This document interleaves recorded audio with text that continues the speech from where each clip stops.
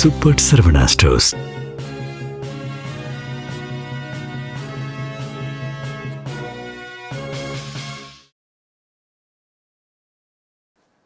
வணக்கம். எம் செய்திகளுக்காக நான் உங்கள் குணா. இந்திய நேரப்படி காலை 8:30 மணி செய்திகள். முதலில் எம் தலைப்பு செய்திகளை காணலாம். நாட்டில் உள்ள அனைவருக்கும் 2033ஆம் ஆண்டிற்குள் மருத்துவ காப்பீடு வரம்புக்குள் கொண்டுவரப்படுவர். மத்திய நிதியமைச்சர் நிர்மலா சீதாராமன் அறிவிப்பு. 291 வேட்பாளர்கள் அடங்கிய முழு பட்டியலை திரிணாமுல் காங்கிரஸ் வெளியீடு. மேற்கு வங்க சட்டமன்ற தேர்தலில் முதலமைச்சர் மம்தா பானர்ஜி தனது சொந்த தொகுதியான பவானிபூர் தொகுதியில் போட்டி. தமிழகத்தில் பாலியல் வன்கொடுமைகளால் பெண்கள் கடும் கோபத்தில் இருக்கிறார்கள். மத்திய இணையமைச்சர் எல் முருகன் பேட்டி. கரூர் விவகாரம் தொடர்பாக சிபிஐ விசாரணையில் முறையாக பதிலளித்துள்ளதாக விளக்கம். சட்டமன்ற உறுப்பினர் செந்தில் பாலாஜி பேட்டி. தமிழக அரசு 12ஆம் வகுப்பு மாணவி உயிர் மாய்க்கப்பட்ட சம்பவத்தில் இதுவரை எந்தவித நடவடிக்கையும் எடுக்கவில்லை. பாஜக முன்னாள் மாநில தலைவர் தமிழிசை சவுந்தரராஜன் குற்றச்சாட்டு.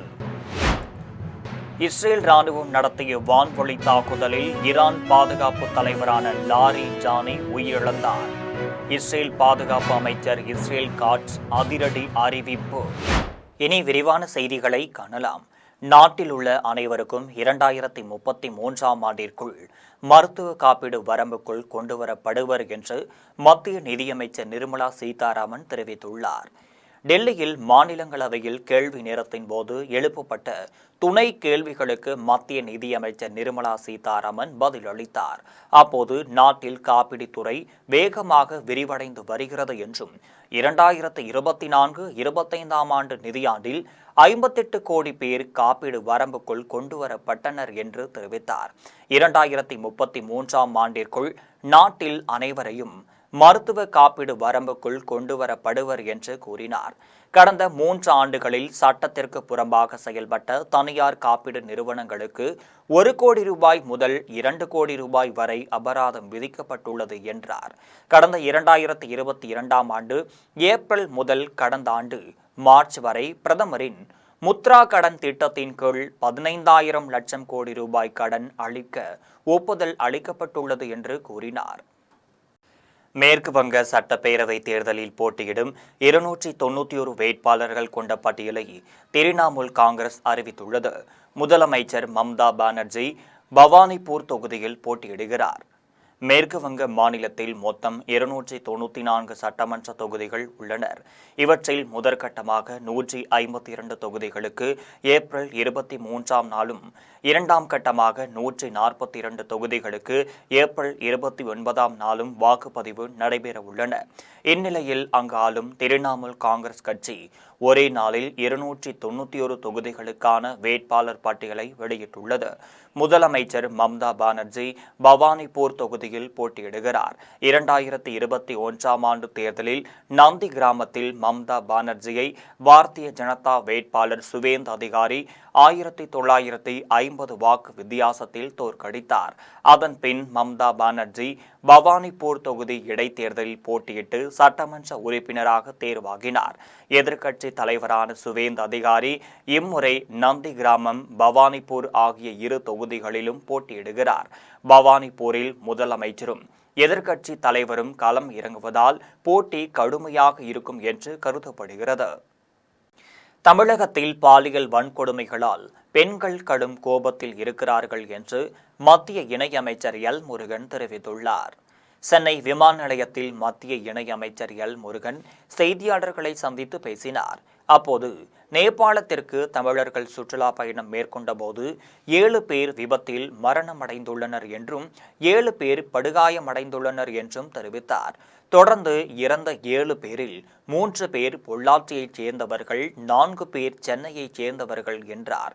பின்னர் அவர்களின் உடல் டெல்லிக்கு வந்துவிடும் என்றும் அதன் பின் அவர்களுடைய சொந்த ஊர்களுக்கு கொண்டுவரப்படும் என்று தெரிவித்தார். தொடர்ந்து பேசிய அவர், தமிழகத்தில் பாலியல் வன்கொடுமைகளால் பெண்கள் கடும் கோபத்தில் இருக்கிறார்கள் எனவும் வருகின்ற சட்டமன்ற தேர்தலில் இது கண்டிப்பாக எதிரொலிக்கும் எனவும் தெரிவித்துள்ளார். இன்றைக்கு தமிழ்நாட்டில் பெண்களுக்கு, சகோதரிகளுக்கு பாதுகாப்பற்ற சூழ்நிலை நிலவி கொண்டிருக்கிறது. தேசிய ஜனநாயக கூட்டணி சார்பில் இன்றைக்கு தமிழகத்தினுடைய அனைத்து மாவட்ட தலைநகர்களும் மிகப்பெரிய அளவில் பிரம்மாண்டமான ஆர்ப்பாட்டங்கள் நடந்திருக்கிறது. தேசிய ஜனநாயக கூட்டணியுடைய தலைவர் அண்ணன் எடப்பாடி பழனிசாமி அவர்கள் தலைமையில் சென்னையிலும், அதே போல் நம்மளுடைய பாரதிய ஜனதா கட்சியினுடைய மாநில தலைவர் திரு நயினார் நாகேந்திரன் அவர்களுடைய தலைமையில் மதுரையிலும், திரு அண்ணாமலை அவர்களுடைய தலைமையில் கோயம்புத்தூர்லேயும், இப்படி ஒவ்வொரு திரு அண்ணன் டிடிவி அவர்களுடைய தலைமையில் தஞ்சாவூர்லேயும், மரியாதைக்குரிய அண்ணன் அன்புமணி ராமதாஸ் அவர்கள், திரு வாசனையா அவர்களுடைய தலைமையில் வெவ்வேறு இடங்கள்லாம் இன்றைக்கு இந்த தேசிய ஜனநாயக கூட்டணி சார்பில் ஒரு மிகப்பெரிய ஆர்ப்பாட்டம் நடந்திருக்கிறது. கரூர் விவகாரம் தொடர்பாக சிபிஐ அதிகாரிகள் தன்னிடம் சில நிகழ்வுகள் குறித்து கேட்ட கேள்விக்கு முறையாக பதிலளித்ததாக சட்டமன்ற உறுப்பினர் செந்தில் பாலாஜி தெரிவித்துள்ளார். சென்னை விமான நிலையத்தில் திமுக சட்டமன்ற உறுப்பினர் செந்தில் பாலாஜி செய்தியாளர்களை சந்தித்து பேசினார். அப்போது பேசிய அவர், கரூர் விவகாரம் தொடர்பாக சிபிஐ அதிகாரிகள் தன்னிடம் சில நிகழ்வுகள் குறித்து கேட்ட கேள்விக்கு முறையாக பதிலளித்ததாக தெரிவித்தார். தொடர்ந்து சிபிஐ அதிகாரிகள் கேட்ட கேள்விகளை பொதுவெளியில் சொன்னால் நன்றாக இருக்காது என்று கூறினார். இதையடுத்து திமுக வருகின்ற சட்டமன்ற தேர்தலுக்கான பணிகளை கடந்த நாடாளுமன்ற தேர்தல் முடிந்தவுடன் தொடங்கிவிட்டதாகவும், முதலமைச்சர் மு.க.ஸ்டாலின் தொடர்ந்து 2வது முறையாக முதலமைச்சர் ஆகுவார் எனவும் தெரிவித்தார். சில கேள்விகளை முன்வைத்தார்கள். அந்த கேள்விகளுக்கு முறையான பதிலை வழங்கியிருக்கின்றேன். குறிப்பாக ஒரு சாட்சிகள் என்ற அடிப்படையில் அன்று நடைபெற்ற சில நிகழ்வுகள் குறித்து என்னிடம் கேள்விகளை முன்வைத்தார்கள்.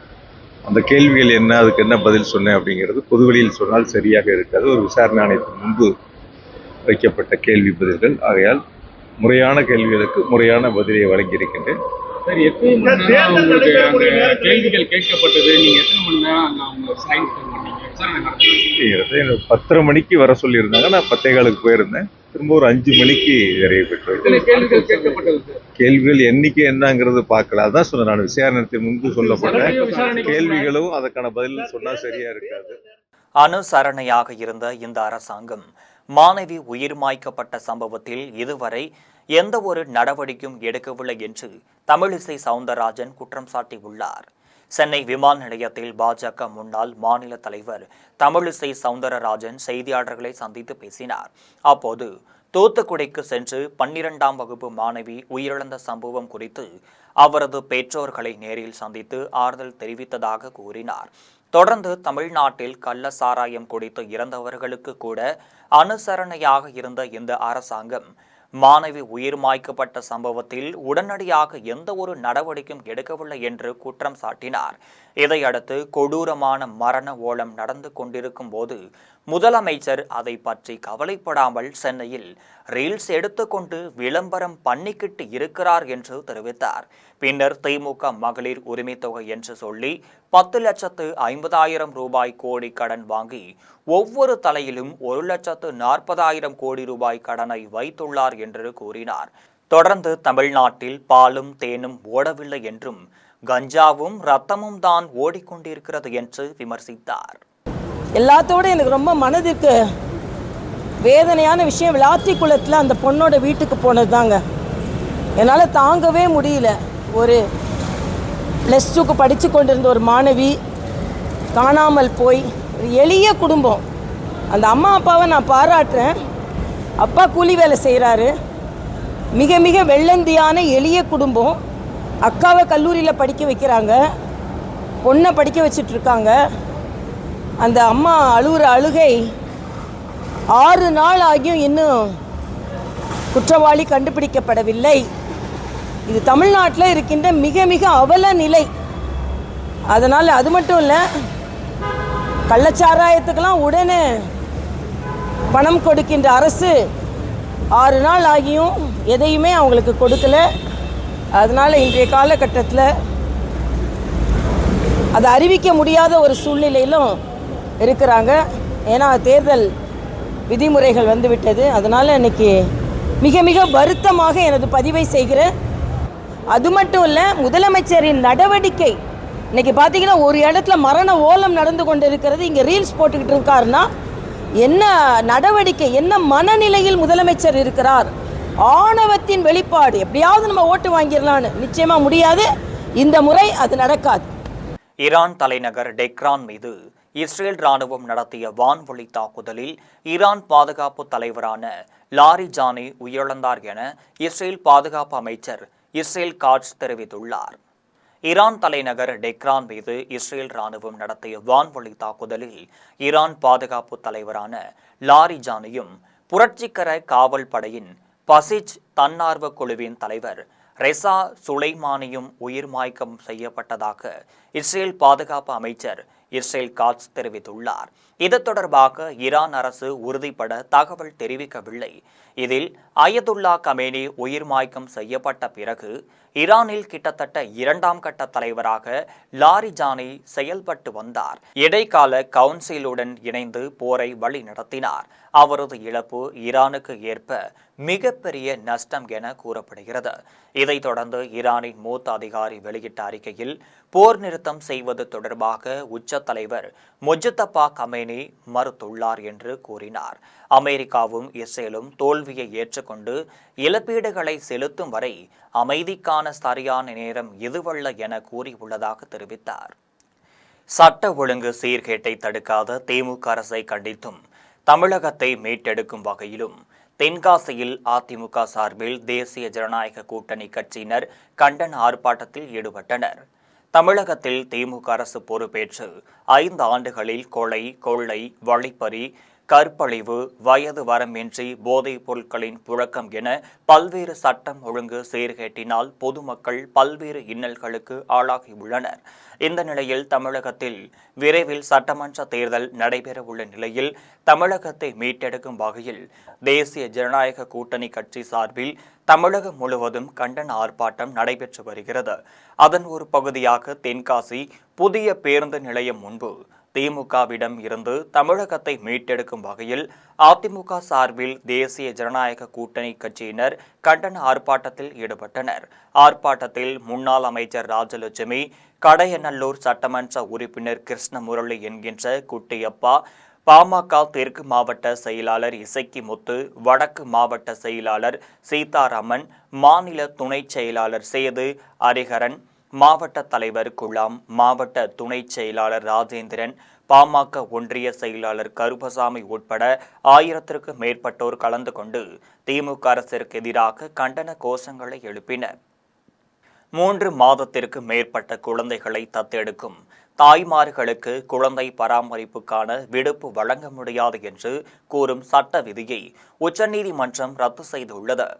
அரசு பணிகளில் உள்ள பெண்களுக்கு 6 மாத காலம் மகப்பேறு விடுப்பு அளிக்கப்படுகிறது. அதேபோல 3 மாதங்களுக்கு குறைந்த வயதுள்ள குழந்தைகளை சட்டப்படி தத்தெடுக்கும் தாய்மார்களுக்கு 12 வார கால விடுப்பு அளிக்க சட்டத்தில் வகை செய்யப்பட்டிருந்தது. அதில் 3 மாதத்திற்கு மேல் உள்ள குழந்தைகளை தத்தெடுப்போருக்கு இந்த விடுப்பு அளிக்கப்படவில்லை. இதை எதிர்த்து தொடுத்த வழக்கை விசாரித்த உச்சநீதிமன்ற நீதிபதிகள் பர்த்திவாலா, மகாதேவன் அமர்வு 3 மாதத்திற்கு மேற்பட்ட குழந்தைகளை தத்தெடுத்தால் குழந்தை பராமரிப்புக்கான 12 வார கால விடுப்பு கிடையாது என்கின்ற அரசின் விதியை ரத்து செய்தது. சட்டப்படி தத்தெடுக்கும் தாய்மார்களுக்கு குழந்தையின் வயதை கணக்கிற்கொள்ளாமல் 12 வாரங்கள் குழந்தை பராமரிப்பு விடுப்பு எடுக்க உரிமை உள்ளதாக தெரிவித்தனர்.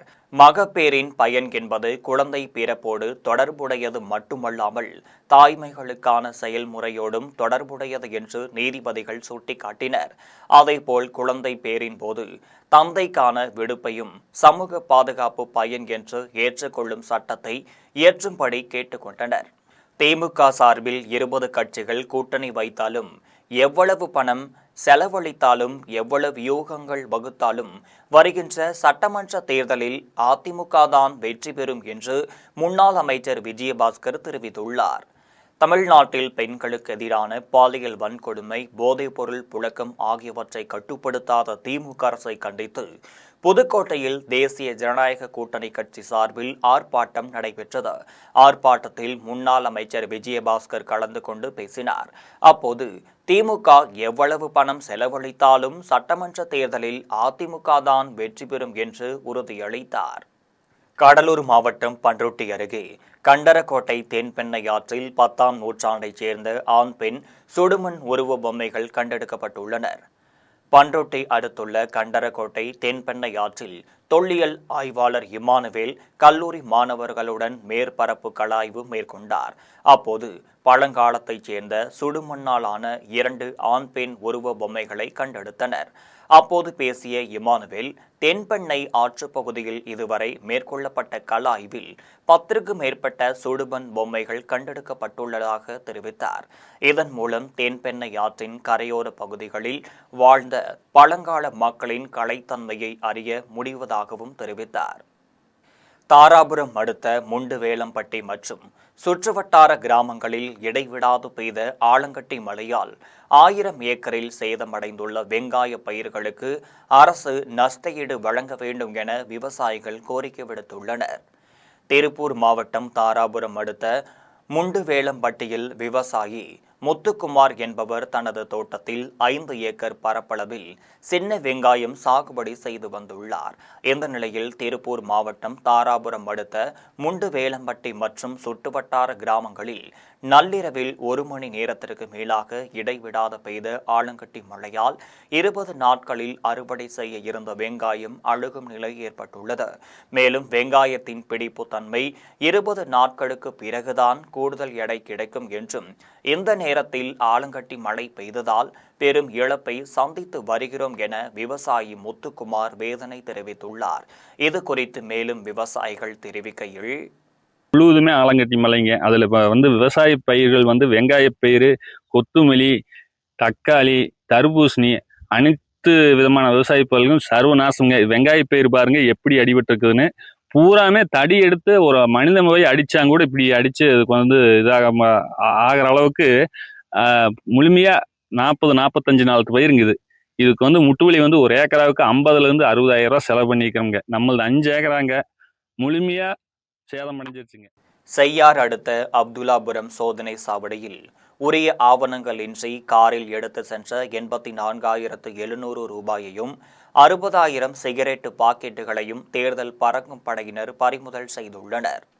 திருவண்ணாமலை மாவட்டம் செய்யார் அடுத்த அப்துல்லாபுரம் சோதனை சாவடி அருகே தேர்தல் உதவி அலுவலர் ஜீவா தலைமையிலான தேர்தல் பறக்கும் படையினர் வாகன சோதனையில் ஈடுபட்டனர். அப்போது கர்நாடகா, ஆந்திரா மாநிலங்களில் உள்ள கிளப்பிற்கு சிகரெட் பாக்கெட்டுகளை சப்ளை செய்வதற்கு சென்னையிலிருந்து பெங்களூரு காடுகோடி பகுதியைச் சேர்ந்த சதீஷ் யாடியா என்பவர் உரிய ஆவணங்களின்றி எடுத்து சென்ற 84,700 ரூபாய் மற்றும் 60,000 சிகரெட்டு பாக்கெட்டுகளை தேர்தல் பறக்கும் படையினர் பறிமுதல் செய்தனர். அதன் பின்னர் செய்யாறு சார் ஆட்சியரும் தேர்தல் நடத்தும் அலுவலருமான அம்பிகா ஜெயினிடம் ஒப்படைத்தனர். ஆய்வின் போது வட்டாட்சியர்கள், தேர்தல் உதவி அலுவலர்கள் பலர் உடன் இருந்தனர். நெய்வேலி NLC நிர்வாகத்திற்கு நிலம் மற்றும் வீடுகளை வழங்கிய மக்களுக்கும் இழப்பீடு தொகை வழங்க வேண்டும் என வலியுறுத்தி விருத்தாச்சலம் வருவாய் கோட்டாட்சியர் அலுவலகத்தை முற்றுகையிட்டு விவசாயிகள் ஆர்ப்பாட்டத்தில் ஈடுபட்டனர். கடலூர் மாவட்டம் நெய்வேலி NLC நிர்வாகத்திற்கு கடந்த 2007ஆம் ஆண்டு முதல் 2013ஆம் ஆண்டு வரை கம்மாபுரம், கோபாலபுரம், சாத்தப்பாடி, ஆதனூர், சிறுவருப்பூர், இந்திரா நகர் உள்ளிட்ட 20க்கும் மேற்பட்ட கிராமங்களில் உள்ள விவசாய நிலங்களை NLC நிர்வாகம் நிலக்கரி எடுப்பதற்காக கையகப்படுத்தியது. இதில் கம்மாபுரம், கோபாலபுரம், முத்துகிருஷ்ணபுரம் உள்ளிட்ட கிராமங்களுக்கு மட்டும் நஷ்டஈடு வழங்கப்பட்டுள்ளதாகவும், மீதம் உள்ள 5க்கும் மேற்பட்ட கிராமத்தில் உள்ள விவசாயிகளுக்கு இழப்பீடு வழங்காததால் விருத்தாச்சலம் வருவாய் கோட்டாட்சியர் அலுவலகத்தை முற்றுகையிட்டு கிராம மக்கள் போராட்டம் நடத்தினர். அப்போது நெய்வேலி NLC நிர்வாகத்திற்கும் நிலம் கொடுத்த விவசாய குடும்பத்தினருக்கு ரூபாய் 17 லட்சம் இழப்பீடு தொகை வழங்க வேண்டும் என வலியுறுத்தினர். மேலும் இதுகுறித்து வேளாண்மைத்துறை அமைச்சரிடமும், மத்திய நிலக்கரித்துறை அமைச்சர்களிடமும், மாவட்ட ஆட்சியர் உள்ளிட்ட NLC அதிகாரிகளிடமும் பலமுறை மனு அளித்தும் உரிய தீர்வு காணப்படாததால் 2026 சட்டமன்ற தேர்தலை புறக்கணிக்கப் போவதாகவும் 100க்கும் மேற்பட்ட கிராம மக்கள் எச்சரிக்கை விடுத்தனர். சட்டமன்ற தேர்தலை முன்னிட்டு வந்தவாசியில் வாக்காளர்களின் அச்சத்தை போக்கும் வகையில் காவல்துறை துணை கண்காணிப்பாளர் KC சதீஷ்குமார் தலைமையில் ராணுவ வீரர்கள், காவல்துறையினர் அணிவகுப்பு ஊர்வலம் நடத்தினர். 2026 சட்டமன்ற தேர்தலை முன்னிட்டு திருவண்ணாமலை மாவட்டம் வந்தவாசி பகுதி வாக்காளர்கள் சுதந்திரமாகவும் எந்தவித அச்சமுமின்றி வாக்களிக்கும் வகையில் காவல்துறை துணை கண்காணிப்பாளர் KC சதீஷ்குமார் தலைமையில் ராணுவ வீரர்கள் மற்றும் காவல்துறையினரின் அணிவகுப்பு ஊர்வலம் நடத்தினர். ஊர்வலம் வந்தவாசி தெற்கு காவல் நிலையம் அருகில் தொடங்கி வட்டாட்சியர் அலுவலகம் சாலை கோட்டை மூடை காஞ்சிபுரம் சாலை பழைய பேருந்து நிலையம் பஜார் வீதி உள்ளிட்ட பகுதிகளின் வழியாக சென்று தேரடியில் முடிவுற்றது. ஊர்வலத்தில் 63 மத்திய தொழில் பாதுகாப்பு படை இராணுவத்தினர் மற்றும் 30 காவலர்கள் பங்கேற்று அணிவகுப்பு நடத்தினர். தமிழ்நாடு இயல் இசை நாடக மன்றம், திருவையாறு அவ்வை அறக்கட்டளை ஆகியவை இணைந்து திருமூலர் வரலாற்று நாட்டிய நாடக அரங்கேற்ற விழாவை திருவேலி மிழலை வேலிநாதேஸ்வரர் கோவிலில் நடத்தினர். திருவையாறு அவ்வை கோட்ட நிறுவனர் கலைவேந்தன், உமா மகேஸ்வரி, துரையரசு, திருவிடை மருதூர் செஞ்சிலுவை சங்க தலைவர் பாஸ்கரன் ஆகியோர் முன்னிலையில் நாடக அரங்கேற்றம் நடைபெற்றது. திருப்புவனம் ஆதிசக்தி சித்தர் ஞானபீட சர்க்குரு கண்ணன் ஆளுரை வழங்கினார். நாட்டிய போட்டிகளில் பங்கேற்ற குழந்தைகளுக்கு திருவாடுதுறை ஆதின தம்பிரான் சான்றுகள் வழங்கினார். விழாவில் கரந்தை கலைக்கல்லூரி முதல்வர் ராஜாமணி, புலவர் கந்தசாமி, வள்ளி நாயகம், கண்ணகி, பெங்களூரு முரளி, மெலட்டூர் கோபாலகிருஷ்ணன் ஆகியோர் கலந்து கொண்டனர். இசை நாட்டியங்களை நாட்டிய கலை அரசி பெங்களூரு பிரியம்பதா, மெலட்டூர் பாகவத மேளா கலைக்குழுவினர் சிறப்பாக செய்திருந்தனர். திமுக ஆட்சியில் பெண்களுக்கு மட்டுமல்லாமல் சிறு பெண் குழந்தைகளுக்கு கூட பாதுகாப்பு இல்லை என்று அதிமுக முன்னாள் அமைச்சர் பெஞ்சமின் தெரிவித்துள்ளார். சென்னை ராமாபுரத்தில் அதிமுக கிழக்கு பகுதி செயலாளர் சத்யநாதன் தலைமையில் தெருமுனை பிரச்சார பொதுக்கூட்டம் நடைபெற்றது. கூட்டத்தில் முன்னாள் அமைச்சர் பெஞ்சமின் கலந்து கொண்டு உரையாற்றினார். அப்போது தமிழகத்தில் முதல் முறையாக பெண் குழந்தைகளுக்காக தொட்டில் குழந்தை திட்டத்தை கொண்டு வந்தவர் புரட்சி தலைவி அம்மா என்று தெரிவித்தார். தொடர்ந்து அதிமுக ஆட்சி காலத்தில் பெண்கள் பாதுகாப்பாக இருந்தனர். ஆனால் தற்போது உள்ள திமுக ஆட்சியில் பெண்களுக்கு மட்டும் இல்லாமல் சிறு பெண் குழந்தைகளுக்கு கூட பாதுகாப்பு இல்லாமல் சட்ட ஒழுங்கு சீர்கெட்டு உள்ளது என்றார். இதில் நிர்வாகிகள் மற்றும் தொண்டர்கள் ஆகியோர் கலந்து கொண்டனர். நாகையில் அதிமுக சார்பில் நடைபெற்ற ஆர்ப்பாட்டத்தில் தேசிய ஜனநாயக கூட்டணி கட்சிகளின் பிரதிநிதிகள் கலந்து கொண்டு திமுக அரசை கண்டித்து கண்டன கோஷங்களை எழுப்பினர். நாகப்பட்டினம் மாவட்டம் அவுரி திடலில் அதிமுக முன்னாள் அமைச்சர் OS மணியன் தலைமையில் திமுக அரசை கண்டித்து கண்டன ஆர்ப்பாட்டம் நடைபெற்றது. ஆர்ப்பாட்டத்தில் தமிழ்நாட்டில் தொடர்ந்து நடைபெற்று வரும் பாலியல் வன்கொடுமைகள், சட்ட ஒழுங்கு சீர்கேடுகள், போதைப் பொருட்கள் புழக்கம் முதலானவற்றை கட்டுப்படுத்த தவறிய திமுக அரசை கண்டித்து கண்டன கோஷங்களை எழுப்பி முழக்கமிட்டனர். இந்நிகழ்வில் அதிமுக நிர்வாகி காளியம்மாள், தேசிய ஜனநாயக கூட்டணி கட்சிகளின் பிரதிநிதிகள் ஆகியோர் கலந்து கொண்டனர். குறைஞ்ச காலமா நான் பாக்குறேன், ஒரு கட்டவிழ்த்து விடுக்கப்பட்ட ஒரு ரவுடிச முறை இருக்கிற மாதிரியான காவல்துறை மேல சற்றும் ஒரு பயம் இல்லாத ஒரு சூழ்நிலையை தான் பாக்குறோம். தெருவுல பூந்து பகல் நேரத்துல நண்பர்களுக்குள்ள பிரச்சனைன்னு வெட்டி கொள்றதா சொல்றாங்க. ஒரு சாதி சண்டையா வெட்டி கொள்றாங்கன்னு சொல்றாங்க. ஒரு தெருக்குள்ள போய் ஒரு இருசக்கர வாகனத்துல போய் கண்ணில் பட்டவர்களை எல்லாம் வெட்டி கொள்றதா சொல்றாங்க. அப்ப இங்க காவல்துறை மீதான பயம் ஏன் போச்சு அப்படிங்கிற ஒரு பெரிய ஒரு நிலைமை இருந்தது. தேசிய ஜனநாயக கூட்டணி ஆட்சி அமைந்தவுடன் பண்ருட்டியில் எய்ம்ஸ் மருத்துவமனை கொண்டுவரப்படும் என்று பாஜக மாநில செயலாளர் அஸ்வத்தாமன் தெரிவித்துள்ளார். கடலூர் மாவட்டம் பண்ருட்டியில் ரயில் உபயோகதரம் சங்கத்தின் சார்பில் பாஜக மாநில செயலாளர் அஸ்வத்தாமன் பண்ருட்டி ரயில் நிலையத்தில் ரயில் நிறுத்த வேண்டி கோரிக்கை வைத்தனர். தொடர்ந்து கடந்த வாரம் அதற்கான அறிவிப்பை மத்திய ரயில்வே அமைச்சர் அஸ்வினி வைஷ்ணவ் ரயில் நிறுத்த ஆணை உத்தரவை வெளியிட்டிருந்தார். இந்த நிலையில் தாம்பரம் முதல் ராமேஸ்வரம் பாம்பன் வரை செல்லும் எக்ஸ்பிரஸ் பண்ருட்டி ரயில் நிலையத்தை வந்தடைந்த போது ரயில் உபயோகதாரர் சங்க நிர்வாகிகள் மலர் தூவி மாலை அணிவித்தும் வரவேற்றனர். தொடர்ந்து ஓட்டுநருக்கு இனிப்பு வழங்கி சால்வை அணிவித்து மரியாதை செலுத்தினர். இதையடுத்து சங்க நிர்வாகிகள் பாஜக மாநில செயலாளர் அஸ்வத்தாமனை சந்தித்து இனிப்புகள் வழங்கி நன்றி தெரிவித்தனர். பின்னர் பாஜக மாநில செயலாளர் அஸ்வத்தாமன் செய்தியாளர்களை சந்தித்து பேசினார். அப்போது பேசிய அவர், தேசிய ஜனநாயக கூட்டணி ஆட்சி அமைந்தவுடன் பண்ருட்டியில் எய்ம்ஸ் மருத்துவமனை கொண்டுவரப்படும் என தெரிவித்தார்.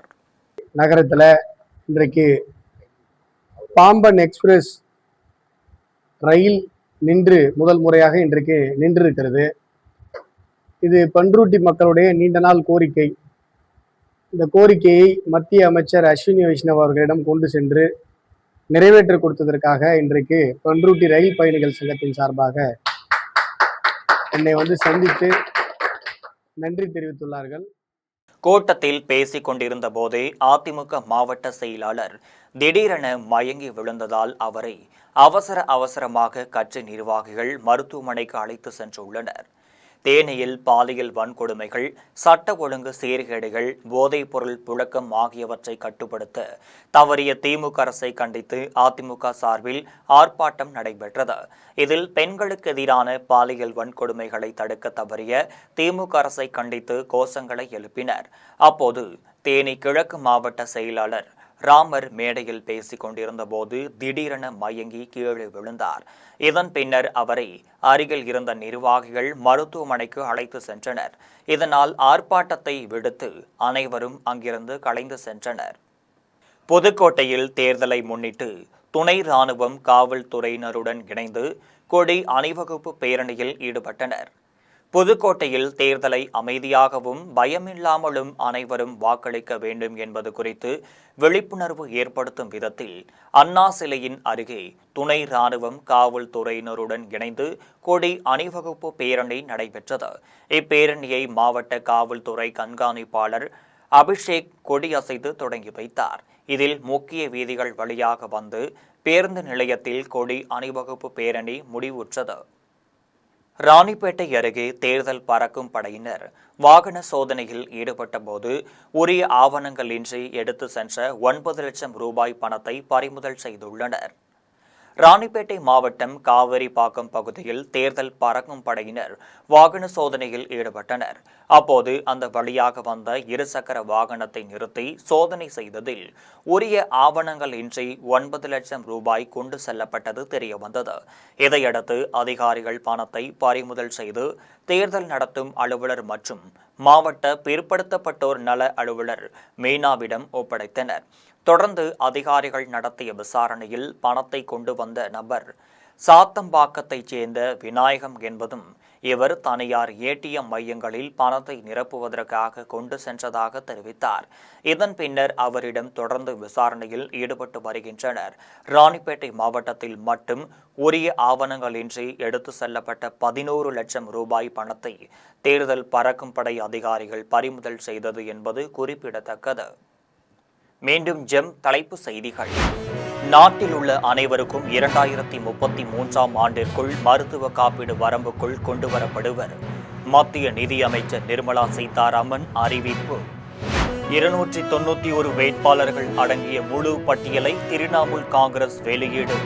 மேற்கு வங்க சட்டமன்ற தேர்தலில் முதலமைச்சர் மம்தா பானர்ஜி தனது சொந்த தொகுதியான பவானிபூர் தொகுதியில் போட்டி. தமிழகத்தில் பாலியல் வன்கொடுமைகளால் பெண்கள் கடும் கோபத்தில் இருக்கிறார்கள். மத்திய இணையமைச்சர் எல் முருகன் பேட்டி. கரூர் விவகாரம் தொடர்பாக சிபிஐ விசாரணையில் முறையாக பதிலளித்துள்ளதாக விளக்கம். சட்டமன்ற உறுப்பினர் செந்தில் பாலாஜி பேட்டி. தமிழக அரசு 12ஆம் வகுப்பு மாணவி உயிர் மாய்க்கப்பட்ட சம்பவத்தில் இதுவரை எந்தவித நடவடிக்கையும் எடுக்கவில்லை. பாஜக முன்னாள் மாநில தலைவர் தமிழிசை சவுந்தரராஜன் குற்றச்சாட்டு. இஸ்ரேல் ராணுவம் நடத்திய வான்வழி தாக்குதலில் ஈரான் பாதுகாப்பு தலைவரான லாரி ஜானி உயிரிழந்தார். இஸ்ரேல் பாதுகாப்பு அமைச்சர் இஸ்ரேல் காட்ஸ் அதிரடி அறிவிப்பு. இத்துடன் ஜெம் செய்திகள் நிறைவடைகின்றனர். மீண்டும் ஜெம் செய்திகள் மதியம் 1:30 மணிக்கு. உடனுக்குடன் செய்திகளை காண gemlive.tv என்ற இணையதளத்தில் இணைந்திருங்கள். நன்றி, வணக்கம்.